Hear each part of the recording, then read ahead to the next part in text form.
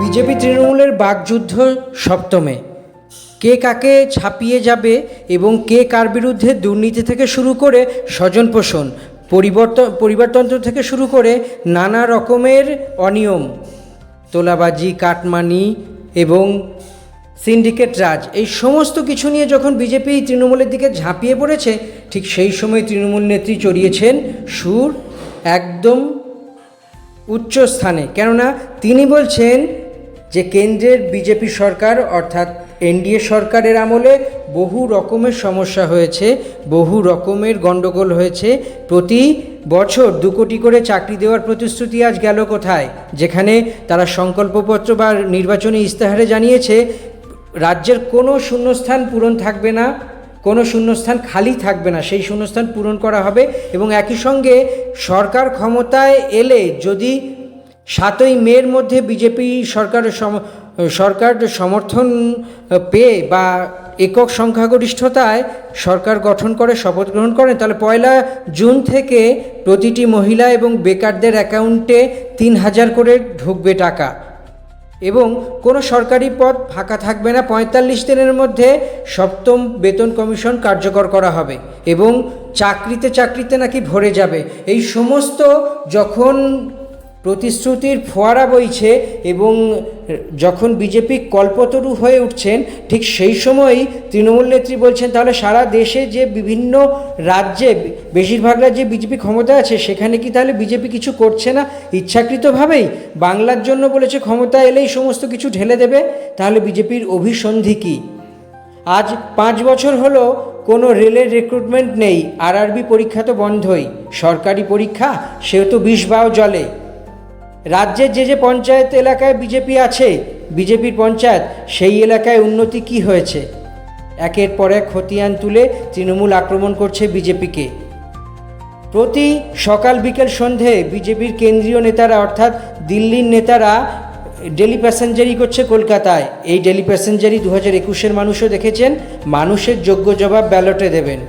Ballot তো না, ইভিএমেই ফুটে উঠবে মানুষের জবাব। তো সব মিলিয়ে বলা যেতে পারে যখন টান উত্তেজনা, টান পরিস্থিতি, বিভিন্ন গণনা বা বিভিন্ন ওপিনিয়ন পোল বারে বলছে না এবারে ক্ষমতায় রাজ্যে ফিরছে তৃণমূলই, এবং বিজেপিরও অভ্যন্তরীণ সমীক্ষায় উঠে এসেছে তারা আর যাই হোক এই বছর অর্থাৎ 2026-এ ক্ষমতায় আসতে পারছে না, রাজ্যের ক্ষমতা আসতে পারছে না। কিন্তু একটা তো ব্যাপার, লড়তে হবে।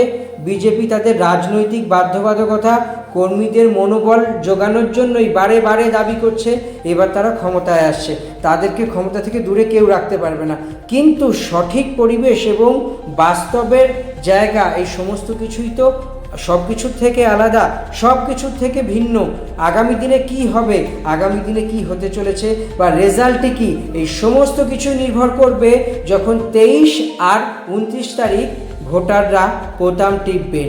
তারাই তাদের প্রয়োজনীয় বা তাদের প্রিয় ভোট যারা প্রতিদ্বন্দ্বী আছেন তাদেরকে নির্বাচিত করবেন এবং ঠিক করে দেবেন আগামী 5 বছর বাংলার শাসনভার বা বাংলার ভাগ্য নির্ধারণ করবে ঠিক কোন দল বা কে মসনদে বসবেন। এই সমস্ত কিছুই তর্ক বিতর্ক পর্যায়ে থাকলেও একদিকে কিন্তু পরিষ্কার হয়ে গেছে যে কি হতে চলেছে।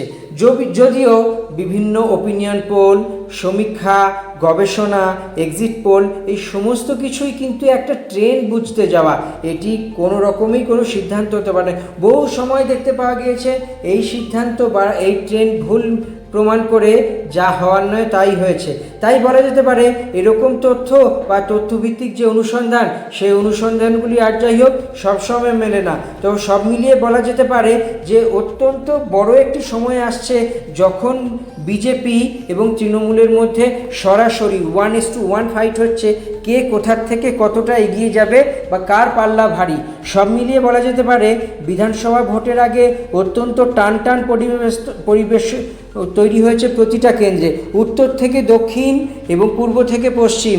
রাজ্যের বিভিন্ন প্রান্ত, বিভিন্ন ক্ষেত্রতে দেখা গিয়েছে যে 294টা আসনে বিজেপি আসলে কোন আসনগুলি পাবে।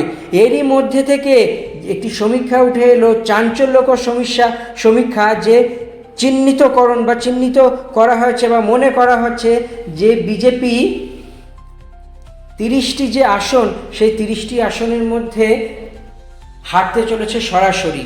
যদিও আগেই বলেছি, এই সমীক্ষা কখনো ধ্রুব সত্য নয়, এই সমীক্ষা একটা অঙ্কের ওপর তৈরি করা অনুমান। অঙ্ক অনেক সময় মিলতেও পারে, নাও মিলতে পারে।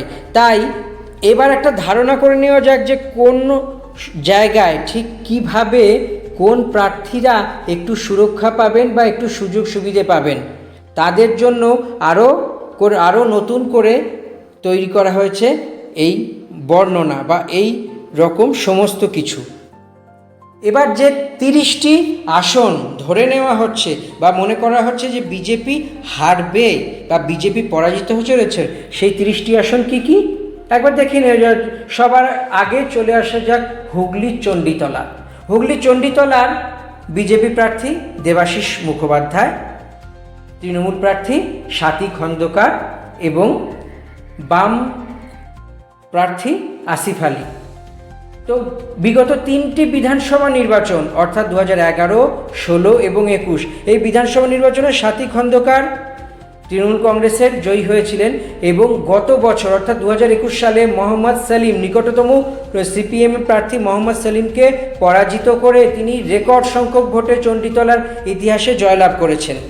তো সব মিলিয়ে বলা যেতে পারে চণ্ডীতলা আসনটি তৃণমূলের পাওয়ার সম্ভাবনা অনেকটাই বেশি। হুগলি চুঁচুড়া, সেখান থেকে দেবাংশু ভট্টাচার্য অর্থাৎ তৃণমূলের তরুণ তুর্কির জয়ের সম্ভাবনা অত্যন্ত পরিমাণে বেশি। হুগলি জাঙ্গিপাড়া স্নেহাশিস চক্রবর্তী জেতার অত্যন্ত সম্ভাবনা বেশি। ধনেখালির অসীমা পাত্র জেতার সম্ভাবনা অত্যন্ত বেশি। সপ্তগ্রাম থেকে জেতার সম্ভাবনা বিদেশ বসুর অত্যন্ত বেশি। এবং বলা যেতে পারে উত্তরপাড়া কেন্দ্র থেকে তৃণমূলের শীর্ষণ্য বন্দ্যোপাধ্যায় অর্থাৎ সাংসদ কল্যাণ বন্দ্যোপাধ্যায়ের ছেলে, তার জয়ের সম্ভাবনা অত্যন্ত বেশি। এবং বালি কৈলাস মিশ্র তৃণমূল কংগ্রেসের কৈলাস মিশ্রর জেতার সম্ভাবনা বেশি, অর্থাৎ এখানেও বিজেপি প্রার্থী হারবে। তো সব মিলিয়ে বলা যেতে পারে যে যা পরিস্থিতি তৈরি হচ্ছে এবং রাজ্যের কলকাতা বলা যেতে পারে প্রায় প্রতিটি আসন, কলকাতার যতগুলি আসন আছে 11টি আসনই তৃণমূল এগিয়ে আছে বলা যেতে পারে। সেই আসনগুলোতে একের পর এক তৃণমূল জিততে পারে বা জেতার সম্ভাবনা অত্যন্ত পরিমাণে বেশি বলে মনে করছেন বিশেষজ্ঞরা। তো সেই সব আসনগুলিকে ধরে নিয়েই বলা যেতে পারে 30টি আসনে বিজেপি প্রায় নিশ্চিতভাবে পরাজিত হওয়ার সম্ভাবনা অনেকটাই বেশি। কেননা বিধানসভা ভোটের আগে যা তথ্য সামনে আসছে, সেই তথ্যগুলির মধ্যে অন্যতম হাওড়া শিবপুর। এই শিবপুরের তৃণমূল কংগ্রেস প্রার্থী রানা চট্টোপাধ্যায়, তিনি বর্তমানের বালির বিদায়ী বিধায়ক। সেই শিবপুর থেকে দাঁড়িয়েছেন বিজেপির রুদ্রনীল ঘোষ, অভিনেতা প্রার্থী রুদ্রনীল ঘোষ শিবপুর আসন থেকে পরাজিত হতে পারেন বিজেপি প্রার্থী, এই সম্ভাবনাই তৈরি হচ্ছে। সব মিলিয়ে যেতে পারে এখন যে 30টি আসনের কথা বলা হলো, এই 30টি আসনে বিজেপির হারার সম্ভাবনা বেশি, তৃণমূলের হারার সম্ভাবনা অনেকটাই বেশি, তৃণমূলের জেতার সম্ভাবনা অনেকটাই বেশি। সব মিলিয়ে বলা যেতে পারে আর মাত্র কয়েকদিনের অপেক্ষা। 23 এবং 29 এপ্রিল ভোট হওয়ার পর 4 মে ভোটের রেজাল্ট বেরোবে, তখনই সব দুধ কা দুধ পানি কা পানি হয়ে যাবে। তাই আমাদের এই ভিডিও যদি ভালো থাকে তাহলে চ্যানেলটি সাবস্ক্রাইব করুন, ফেসবুক পেজটি ফলো করুন এবং লাইক শেয়ার কমেন্টও করবেন, নিজেদের মতামতও জানান।